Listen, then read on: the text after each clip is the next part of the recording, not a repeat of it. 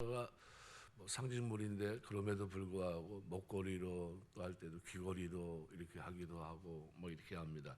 익숙해졌다는 거죠. 사람들이 십자가에 익숙해졌다고 하는 것은 십자가 의미를 상실했다고도 생각할 수 있는 겁니다. 십자가는 그렇게 익숙해져서 달고 다녀야 될 그런 건 아니거든요.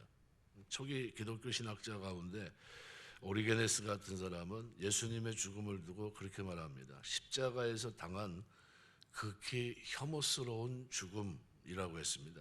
이것은 굉장히 우리가 생각해 봐야 되는 대목이 아닌가. 그래서 십자가에 대한 생각이 다 다릅니다. 로마인들에게 십자가는 혐오스러운 거였습니다. 이것은 가장 잔혹한 사형 방법이었고요. 십자가는 고대 세계에서 요즘으로 말하면 전기의자 또는 독극물 굉장히 심하지 않습니까? 완전히 사형수를 굉장히 안 좋게 대하는 그런 이제 형벌인데 고대 세계에서 가장 잔인한 형벌입니다. 그러니까 로마에서는 특별히 그 당시에 지도자의 격에 해당하는 키케로 같은 사람은 십자가를 가장 잔혹하고 역겨운 형벌이라고 묘사했습니다. 십자가는 고문, 어떤 피 흘림, 그다음에 나체가 됨, 또 극도의 괴로움 이것을 떠올리게 합니다. 왜냐하면 나무를 두 개를 이렇게 해서 T자가 됐든 십자가가 됐든 거기에다 눕혀놓고 손과 발에 못을 박습니다. 못을 박으면 그런 상태로 이렇게 세워서 죽을 때까지 그냥 세워놓는 겁니다. 이거 굉장히 잔혹한 거죠. 그래서 사형수에게는 가장 심한 고통을 가하도록 고안된 처형 방법이었습니다. 그래서 십자가형은 죄인, 그것도 상습적으로 흉악한 죄를 저지른 범죄자에게 선고되는 형벌이었습니다. 신학자 가운데 에페피스 브루스라는 분이 있는데 이분은 이렇게 얘기합니다. 십자가에서 죽는 것은 극단적인 치욕이었다. 십자가형은 살아갈 가치가 전혀 없는 자들에게 선고되는 것으로 인간 이하의 존재에게 가하는 형벌이었다. 이처럼 십자가는 살인자나 반역자, 노예, 이방인에게만 선고되었다. 왜 로마인들이 십자가를 혐오하는지를 알 수 있다. 그들은 이 형벌을 매우 모욕적인 것으로 생각했기 때문에 로마 시민들이 어떠한 죄를 저질러도 십자가형을 받지 못하게 했다. 이게 키케로가 그 당시 로마의 모든 생각들을 주장했던 그 사람의 주장입니다. 그래서 로마 시민을 결박하는 것은 범죄이고 그를 매질하는 것은 증오스러운 행위이며 그를 살해하는 것은 극악한 살인이다. 그를 십자가에 못 박는 것은 어떨까? 그토록 끔찍한 짓에 대해서 묘사할 말조차 없을 것이다. 이렇게 얘기했어요. 그러니까 로마인들에게 십자가는 아주 혐오스러운 겁니다. 실제로도 십자가형에 해당하는 단어가 없습니다. 적어도 십자가에 대해서 정중하게 예의를 차릴 단어는 없다고 할 수 있습니다. 그래서 로마 사회는 십자가에 해당하는 단어 자체를 금지했기 때문이고요. 그래서 키케로는 이렇게 말합니다. 십자가라는 말 자체를 로마 시민의 신체뿐만 아니라 마음, 눈, 귀와도 전혀 상관없는 것으로 만들어야 된다 그랬어요. 그러니까 그만큼 십자가를 혐오했던 겁니다. 그래서 라틴어에서 크룩스, 이 십자가는 욕설에 해당할 정도입니다. 욕설. 그러니까 로마인들은 십자가형을 가증한 것으로 여겼습니다. 그렇기 때문에 그들이 기독교를 조롱했다는 사실은 놀라운 일이 아닙니다. 그래서 여기에 대해서 아주 주목할 만한 예가 있는데 로마의 한 언덕에 있는 궁중에서 이제 발견된 궁중의 한 벽화에는 십자가형을 묘사한 것 중 가장 오래된 그림이 낙서 형태로 발견이 되었는데 그 조잡한 그림에 당나귀 머리를 하고 있는 사람이 십자가에 늘어져 있습니다. 당나귀 머리를 하고 있는 사람이 십자가에 늘어져 있는 이 광경을 다른 사람이 십자가 앞에 서서 또 한 팔을 들고 예배하는 이 모습을 그려놓고 있는데 근데 그 아래에는 모욕적인 글이 기록이 되어 있습니다. 알렉사메노스가 하나님을 예배하고 있다 이렇게 되어 있어요. 그만큼 십자가를 모욕하는 겁니다. 그러니까 로마인들은 십자가에 달려 죽은 사람을 섬기는 사람들에게 온갖 경멸을 쏟아부었던 겁니다. 그게 로마 시대 유대인들은 그러면 십자가에 대해서 어떻게 생각했을까요? 유대인들은 십자가를 저주로 봤습니다. 십자가형을 아주 치욕스럽게 봤습니다. 십자가에 매달려 죽은 사람은 하나님의 저주 아래 놓인 자이다, 이렇게 생각을 합니다. 그래서 이 토라에 보면 신명기 21장 22절부터 23절 보면, 사람이 만일 죽을 죄를 범함으로 내가 그를 죽여 나무 위에 달거든 그 시체를 나무 위에 밤새도록 두지 말고 그날에 장사하여 내 하나님 여호와께서 내게 기업으로 주시는 땅을 더럽히지 말라. 나무에 달린 자는 하나님께 저주를 받았음이니라 그랬습니다. 나무로 이렇게 얘기하고 있거든요. 이게 유대인들은 십자가를 하나님의 저주로 생각합니다. 십자가형은 유대인들에게 매우 가증한 일이기 때문에 거룩한 도성 안에서 형을 집행할 수 없었습니다. 저주받은 사람이 저주받은 죽음을 성벽 바깥에서 일어나야만 했던 거죠. 그래서 초기 그리스도인들은 그래서 십자가를 특이한 방식으로 묘사합니다. 그래서 그들은 종종 십자가를 나무라고 부릅니다. 나무. 사도 베드로는 예루살렘 지도자들에게 설교하면서 사도행전 5장 30절에 보면 이렇게 얘기합니다. 너희가 나무에 달아 죽인 예수를 우리 조상의 하나님이 살리시고, 이렇게 얘기해요. 그러니까 나무로 표현합니다. 베드로는 가이사랴에 가서도 같은 이야기를 합니다. 로마 백부장 고넬류에게 설교할 때도 사도행전 10장의 39절 보시면, 우리는 유대인의 땅과 예루살렘에서 그가 행하는 모든 일의 증인이라 그를 그들이 나무에 달아 죽였으나 그랬어요. 나무에 달린 자는 저주받은 자입니다. 그 얘기를 그대로 하고 있거든요. 그러니까 사도 바울은 십자가형을 비슷한 방식으로 묘사했고, 그런 결국 아시디아 그 안디옥에 있는 회당에 들어가서 설교할 때도 사도행전 13장에 보시면 27절부터 29절에 보면 이렇게 표현합니다.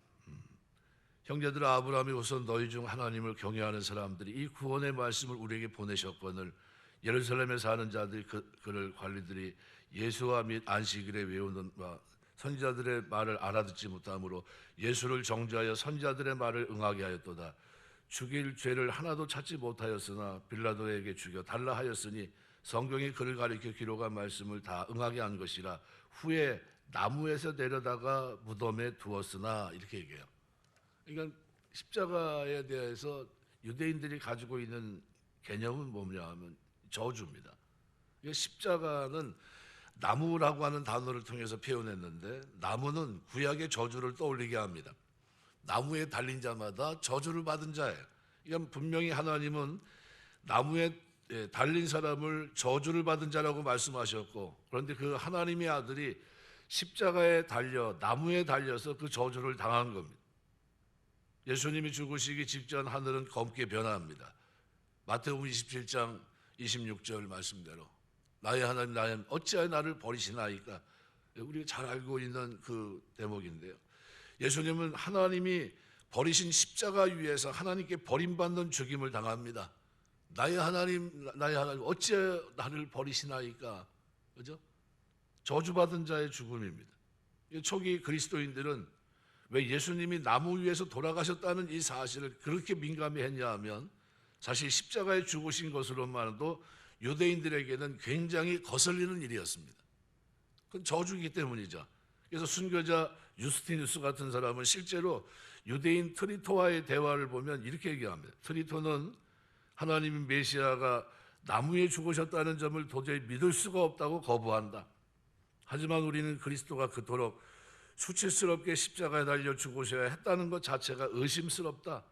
십자가에 죽은 사람은 율법의 저주를 받은 자이기 때문이다. 나는 특히 이 점에 대해 믿을 수가 없는 것이다 그랬어요. 하지만 초기 그리스도인들은 예수님이 저주받은 십자가에서 죽으셨다는 사실을 부끄러워하지 않았고 사람들에게 이것을 알립니다. 목숨을 걸고 알립니다. 그들은 예수님이 십자가에 죽으셔서 자신들에게 임할 하나님의 저주를 몸으로 당하셨다는 사실을 이해하고 있었기 때문입니다. 베드로는 이것을 그래서 베드로전서 2장 24절에서 이렇게 얘기합니다. 친히 나무에 달려 그 몸으로 우리 죄를 담당하셨으니 그랬습니다. 십자가에 달리신 이 수치스럽고 저주스러운 이 십자가에 나무에 달린 예수님의 모습을 베드로는 나무에 달려 친히 나무에 달려 그 몸으로 우리 죄를 담당하셨다고 표현하고 있습니다. 예수님이 십자가에 저주받은 죽음을 당하신 것을 죄로 말미암아 우리가 받아야 될 저주를 대신 받기 위해서였던 겁니다. 십자가를 꺼리게 되는 이유는 구약에서 말하는 나무의 저주가 거슬러 계속해서 우리를 흔들기 때문입니다. 근데 사도 바울은 그 관련성을 분명히 밝히고 있습니다. 그래서 갈라디아서 3장 13절에 보면 이렇게 표현해요. 그리스도께서 우리를 위해 저주를 받은 바 되사 뭘 받았다고요? 저주를 받은 거예요. 우리를 위해서 저주를 받은 겁니다. 율법의 저주에서 우리를 속량하셨으니 기록된 바 나무에 달린 자마다 저주 아래 있는 자라 하였음이라 그랬습니다. 아주 명확하게 선을 거줘요. 그리스도께서 나무에 달려 저주받은 바 된 이것은 오늘 우리를 위해서였다는 것을 분명히 선언합니다. 유대인들에게 나무에 달린 십자가는 이것은 저주입니다. 그러나 도덕주의자들을 볼 때 십자가는 그것은 모욕입니다. 로마인들에게는 혐오스러운 것이었고 유대인들에게는 나무에 달린 그 자체가 저주였습니다. 오늘날에는 자신이 선하다고 생각하는 모든 사람에게 십자가는 꺼리끼는 거예요. 멋있는 조형물이 아닙니다. 이런 걸 왜 하고 다니지 싶을 거예요. 사람들은 이러한 자신을 높이 평가합니다. 도덕적으로 행동한다고 믿으면서 스스로 자신이 한 일에 대해서 자화자찬합니다. 근데 십자가는 도덕적인 사람들의 기쁨을 완전히 잡쳐놔요. 왜냐하면 십자가는 뭐라고 얘기하냐면 우리는 죄인이며 하나님의 완전한 기준에 전혀 이르지 못하고 있다는 겁니다. 예수님이 십자가에서 죽음을 당하셔야 했던 이유가 바로 그겁니다. 우리 자신의 죄를 포함해서 모든 인간이 죄를 저질렀기 때문입니다. 게다가 십자가는 우리가 완전히 무력하다고 말합니다. 우리 행위로는 결단코 천국에 들어갈 수 없다는 거예요. 행위로 구원받은 자가 하나도 없습니다. 따라서 다른 누군가가 우리를 위해 생명을 내어놓았다고 한다. 바로 이 점이 기독교를 다른 종교와 다르다고 하는 것을 인식해 주십니다. 다른 종교들은 우상을 섬기면서 우리가 신께 최선을 다해야 됩니다. 근데 기독교는 오히려 하나님이 스스로 우리를 위해서 최선을 다하셨다고 말합니다. 이 말은 하나님이 전적으로 도와주지 않으면 우리는 영원히 하나님 영생을 얻을 수 없다는 뜻입니다. 그리스도는 십자가에 죽으시고 우리의 무력함을 증명하셨습니다. 그리고 십자가는 우리에게 희망이 없다고 말합니다. 그리스도의 십자가는 죄의 결과가 하나님의 분노와 저주라고 말합니다. 십자가는 그리스도가 없으면 죄인들이 그들의 죄로 멸망한다는 사실을 우리에게 입증해 줍니다. 우리를 다른 방식으로 구원할 수 있었다면 하나님은 분명히 그 길로 갔을 겁니다. 그러나 다른 길은 없습니다. 모든 죄는 엄청난 고난을 초래하기 때문입니다. 어느 누가 자신이 전혀 의롭지 않으며 무력하며 자신에게 희망이 없다는 말을 좋아하겠습니까? 그런 사람은 아무도 없습니다. 사람들은 그러한 생각 자체를 꺼립니다. 대부분 자신이 기본적으로 선하다고 확신하기 때문입니다. 그들은 최선을 다해 살아가고 최선의 결과가 있기를 바랍니다. 이러한 태도를 견지하기 때문에 도덕적인 사람들에게 십자가는 꺼리끼는 겁니다. 예수 믿으라고 얘기하면요, 죄에 대해서 얘기하면 그렇게 얘기합니다. 뭐라고 얘기냐면 나는 아직까지 크게 죄진 게 하나도 없어요. 나같이 법 없어서 사는 사람이 무슨 문제가 있겠습니까? 이렇게 얘기합니다. 도덕주의. 난 십자가 필요 없습니다. 왜 예수님이 나한테 피를 흘렸다? 나는 그 피 필요 없다는 거예요. 나는 이 상태로 가도 얼마든지 천국 갈 수 있습니다. 이렇게 생각하는 사람들이 많아요. 바로 그 얘기입니다. 십자가는 우리 모두 죄로 말미암아 죽을 수밖에 없다고 경고합니다. 그리스도가 없으면 희망도 없고 그리스도가 없으면 구원도 없습니다. 그런데 오늘 본문 2절은 이렇게 표현해요. 예수님은 십자가를 개의치 않으셨다는 겁니다. 오늘 믿음의 주여 온전하신 이신 예수를 바라보자. 그는 그 앞에 있는 기쁨을 위해 십자가를 참으사 부끄러움을 개의치 아니하시더니 이 부끄러움을 개의치 않고 가셨던 겁니다. 십자가를 지셨던 겁니다. 나무에 달리신 거예요. 그들이 비아냥거리든 말든 주님은 그들에게 그 부끄러움을 나타내셨어요. 이것이 예수님의 모습입니다. 수치를 수치로 여기지 않으셨습니다. 그 앞에 있는 기쁨을 위해서 십자가를 참으사 부끄러움을 개의치 아니하시더니 하나님 보좌 우편에 앉으셨다고 소개합니다. 예수님은 십자가의 부끄러움을 개의치 않으셨습니다. 그 일은 십자가가 로마인에게는 가증스러운 것이라는 것을 아셨고요. 유대인 성부 하나님께서도 십자가가 저주임을 아셨습니다. 십자가가 자신의 행위로 천국에 가려고 하는 모든 자에게 모욕이 된다는 것도 알고 계셨습니다. 이처럼 다른 사람들이 십자가를 몹시 꺼려 할지라도 예수께서는 그 모든 수치를 개의치 않으셨어요. 우리 구원을 위해서, 우리의 영원한 유익을 위해서 스스로 기꺼이 그 형벌을 당하셨고요. 이것을 오늘 본문에서는 뭐라고 표현합니까? 그 앞에 있는 기쁨을 위하여 십자가를 참으사 부끄러움을 개의치 않으셨다. 십자가에 당하게 될 수치, 우리 죄를 속하려는 예수님을 돌이키지 못했다는 거예요. 내가 진짜 이 길을 가야 되는 거야 하면서 이 부끄러움을 내가 당해야 되는 거냐는 거예요. 이 수치를. 그러면서도 개의치 않고 오늘 저와 여러분의 하나님 앞에 영원한 기쁨을 위해서 그 길을 걸어가셨다는 겁니다. 그토록 꺼려지는 상징물이 어떻게 수세기 동안 지속될 수 있었을까? 2000년 동안 어떻게 로마인들이 경멸하고 유대인들이 저주하고 모든 도덕적인 사람들이 멀리했던 상징물인 십자가가 2000년 동안 존재할 수 있었습니까? 바로 그리스도가 십자가의 수치를 개의치 않으셨기 때문이에요. 십자가를 자랑하게 되시길 주의 이름으로 축원합니다. 그래서 바울이 나는 십자가만을 자랑한다고 그랬던 거예요. 그것은 하나님의 사랑이었어요. 예수님은 십자가를 꺼리끼는 것으로 여기지 않으셨고요. 그분께 십자가는 자기 백성을 구원하기 위해 기꺼이 치러야 될 대가였던 겁니다. 이건 내가 가야 할 길이고 이것은 하나님의 뜻이고 이것은 하나님께서 나에게 요구하는 거라는 겁니다. 그래서 예수님은 사랑하는 모든 사람들에게 십자가는 꺼리끼는 것이 되지 않습니다. 십자가는 우리를 위해 자신의 생명을 주신 구세주의 영원한 사랑의 증거물이기 때문에 그렇습니다. 십자가에 대한 시각이 달라져야 돼요. 말씀 맺겠습니다. 십자가의 의미예요. 그렇게 혐오스러워하고 그렇게 저주스러워하고 그렇게 비아냥거리는 도덕주의자 앞에서도 그죠? 그 부끄러움을 개의치 않고 오늘 영원한 기쁨을 위해서 오늘 저와 여러분을 구원하시기 위해 우리 주님이 나무에 달리신 겁니다. 그렇다고 한다면 우리가 이 복된 소식을 전해야 되지 않겠습니까? 나를 사랑하신 하나님이 얼마나 나를 사랑하셨는지 나의 부끄러움을 덮어주시기 위해서 그 길을 걸어가신 그 주님의 아름다운 모습을 우리는 잊지 말아야 돼요. 그래서 고난주간을 기억하는 겁니다.